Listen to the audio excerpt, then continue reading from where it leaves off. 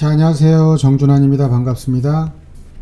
정준환의 부동산 레시피 오늘 시간에는요, Q&A로 풀어보는 6월 17일 오늘 발표된 부동산 대책에 대해서 여러분들과 얘기 나눠보도록 하겠습니다. 자, 첫 번째인데요. 자, 이번 대책의 추진 배경은 무엇일까? 이 부분에 대해서 얘기를 한번 해볼게요. 정부에서는 작년에 12, 16 대책 이후에 주택시장이 안정됐다 이렇게 표현을 했습니다. 또 추진 배경을 보면 역대 최저 수준의 금리와 유동자금, 이제 시중에 풀려있는 유동자금이 급격하게 증가했기 때문에 투기 수요의 주택시장 유입 가능성이 크다. 따라서 비규제 지역으로 투기 수요 유입을 차단하고 특히나 이제 법인 매수가 많아졌죠. 또 갭 투자 이런 것들을 방지하기 위해서 선제적 대응이 필요하다. 이런 의미 때문에 추진 배경이 됐습니다. 자, 정부는 근본 대책으로 집값 안정화 될 것이라는 근거가 얘기를 하는데요. 과연 이제 근거에 대한 부분을 보면 서울 개발 호재 있는 곳들을 또 관리하고 수도권이라든가 일부 지방 이런 지역의 규제 지역을 좀 확대하기 때문에 또 법인 매수나 갭 투자를 방지하기 위해서 대출이라든가 세제 개편을 강화하겠다. 그러니 시장은 안정화될 것이다. 두 번째는 12.16 대책 발표한 그 내용을 보면 이제 종부세 세율 인상이 있었고요. 양도세 장기부여 특별공제 요건을 강화하는 내용이 담아져 있었는데요. 이러한 내용을 후속 입법을 신속히 완료하겠다. 그러니 안정화될 것이다. 또 향후 시장 동향을 계속 지속적으로 모니터링해서 언제든지 부동산 시장이 오르게 된다면 즉각적인 조치를 취하겠다. 이런 이유 때문에 정부에서는 안정화될 것이다. 이렇게 판단을 하고 있습니다. 자, 근본 지정된 규제 지역에 대한 효력은 언제부터 발생하느냐? 단순합니다. 6월 19일 발표하고 나서 하루 이틀 지난 6월 19일부터 효력이 바로 발생하고요. 8월 이후에 전매 제한 기간이 이제 강화되면 수도권 및 광역시 이런 지역은 규제 지역 지정 시에 전매 제한 강화가 즉시 적용되느냐, 이 부분에 대해서 투기과열지구라든가 플러스 조정 대상 지역으로 지정된 지역은 관보 개시일인 6월 19일부터 즉시 강화된 전매 제한 규정이 적용되고요. 또 6월 19일 이후에 분양권을 취득하는 경우에 소유권 이전 등기 시까지 전매가 불가합니다. 다음은 토지거래 허가구역의 지정 효과는, 일단 일정한 허가 대상 면적을 초과하는 토지에 대해서는 관할 구청장한테 이제 허가가 필요하죠. 허가받은 경우에는 일정 기간 허가받은 목적대로 이용할 의무가 발생을 하고요. 특히 이제 주거용 토지 경우에는 2년간 실거주 목적으로만 이용을 해야 되기 때문에 갭 투자 수요가 줄어들 수 있는 그런 상황들이 발생될 겁니다. 다음은 안전진단 관련하여 어떤 단지들부터 강화된 기준이 적용되는지, 이 부분인데요. 올해 말까지 도정법, 도시 및 도시정비법을 개정해서 내년 상반기 안전진단을 시작하는 사업부터 시행하겠다. 이런 부분입니다. 다음은 2년 거주 요건의 적용 대상은 어떤 사업부터이며 조건을 충족하지 못한 조합원들은 어떻게 되는가, 이 부분인데요. 이제 거주 요건에 대한 이제 법 개정 후에는 조합 설립 인가를 신청하는 사업부터 적용하게 되고요. 이미 조합원의 지위를 획득한 자에 대해서는 적용이 되지 않습니다. 따라서 이제 2년 거주 요건을 충족하지 못한 조합원은 감정평가, 예를 들자면 이제 시장군수가 선정한 1인 이상의 조합이 선정한 1인 이상의 감정평가가 이제 평가를 하게 되면요, 이 두 개를 합쳐 산술 평균이죠. 그러니까 예를 들어서 1억이 나왔고 하나는 2억이 나왔다면 1억 5천만 원 정도의 감정 평가가 되고요. 이렇게 해서 이런 금액으로 보상을 하게 된다. 이렇게 보시면 되겠고요. 그 다음에 조합원 분양 신청을 위해 2년 이상 거주 요건은 어떻게 적용되는지 부분인데요. 이는 이제 분양 공고일 현재 소유하고 있는 건축물에 2년 이상 거주를 해야 됩니다. 그럴 경우에 이제 조합원 분양 신청을 할 수 있고, 그런데 반드시 그러면 계속 연이어서 2년 이상을 거주해야 되느냐? 그럴 필요는 없고요. 기간을 합산해서 총 거주 기간이 2년 이상인 경우에는 분양 신청이 가능합니다. 자, 다음은 사업 준공 후 실제 재건축 부담금 부과 절차는 어떻게 되느냐, 이 부분인데요. 자, 이제 준공부터 4개월 이내에 재건축 부담금을 부과하게 되고요. 납부를 해야 되는 의무자는 부과일로부터 6개월 이내에 납부해야 될 의무가 발생을 하게 됩니다. 자, 다음은 법인 거래가 얼마나 많이 늘었는지 부분인데요. 2017년도 이후에 증가세를 보니까 매매업 같은 경우에는 17년 12월 기준으로 해서 2.3만 개 정도였는데 19년 12월을 기준으로 보니까 3.3만 개 정도로 상당히 많이 늘었고요. 1만 개가 늘은 거죠. 자, 임대업 같은 경우는 매매업이 아니라 임대업 같은 경우에 17년 12월 기준으로 4.2만 개 정도 됐는데요. 19년 12월을 기준으로 볼 때 4.9만 개 이렇게 해서 늘어났죠. 자, 이에 따라서 법인 아파트 매수 비중도 17년도 1%에서 2000년 올해 1월부터 5월을 보니까 5.2%까지 큰 폭으로 증가했죠. 특히 이제 19년도 말부터 인천이라든가 청주 이런 지역이 이제 과열 양상을 보이기도 했습니다. 자, 다음은 법인에 대한 종부세 인상의 적용 시기입니다. 2011년도 종부세 부과 고지에 반영을 하게 되고요. 종부세는 재산세와 동일하게 매년 6월 1일을 기준으로 해서 과세가 되죠. 금년도 종부세는 현행 법령에 따라서 과세하게 됩니다. 자, 다음은 법인 주택 양도 차익에 대한 추가 세율 인상은 모든 법인과 주택에 대해 예외 없이 적용되는지 부분인데요. 현재는 이제 주택 매매, 임대 사업을 포함한 모든 법인은 주택 양도 시에 이제 기본 법인세율, 양도 차익에, 여기서 양도 차익입니다. 양도 차익의 10에서 25% 정도, 여기에 추가 세율, 양도 소득의 10%를 적용되죠.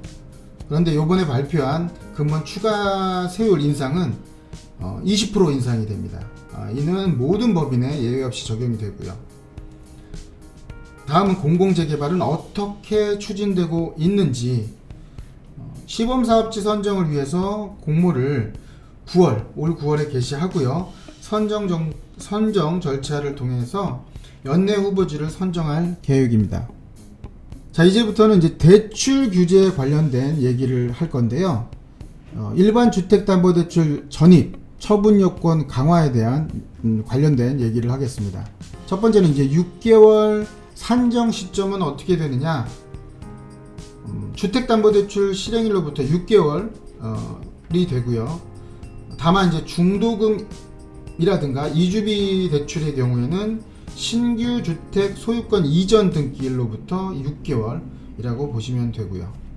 그 다음에 두 번째 주담대, 주택담보대출 전입 처분 요건 강화 규제 시행일은 2000년 7월 1일부터 시행하게 되고요. 2000년 6월 30일까지 주택 매매 계약, 그러니까 가계약은 포함하지 않고요. 주택 매매 계약을 체결하고 계약금을 이미 납부한 사실을 증명한다면 종전 규정이 적용됩니다.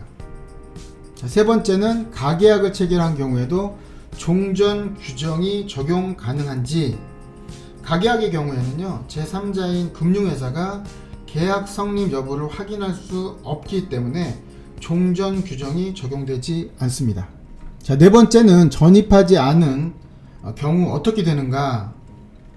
대출 약정 위반으로 기간에 이익이 상실돼서 대출 상환이 필요하죠. 또한 차주는 향후 3년간 주택 관련 대출을 받는 것이 제한이 되게 됩니다. 다섯 번째는 주택담보대출을 받는 모든 경우에 적용되는가, 이 부분인데요. 주택구입 목적, 주택담보대출을 받는 경우에 적용되고요. 생활안전자금 목적, 주택담보대출은 적용되지 않습니다. 그러면 이제 주택구입 목적의 주택담보대출을 표현을 하면 소유권 보전 등기, 이제 최초에 등기하는 보전 등기 또는 소유권 이전 등기일로부터 3개월 이내에 그 주택에 대해서 실행된 주택담보대출을 말하는 것이고요. 신규 주택을 구입하는 목적으로 기존의 보유주택을 담보로 받는 대출도 포함됩니다. 그러면 생활안전자금 목적의 주택담보대출은 주택구입 목적이 아니라 이 이외의 목적으로 실행되는 주택담보대출을 말하는 것이고요.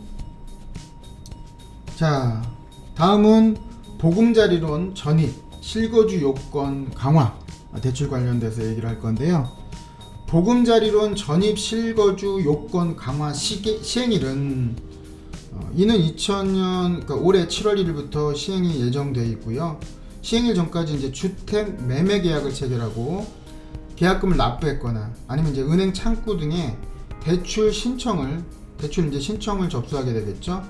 대출 신청 접수를 완료한 그러한 대출을 받는 차주는 종전 규정을 적용받게 됩니다.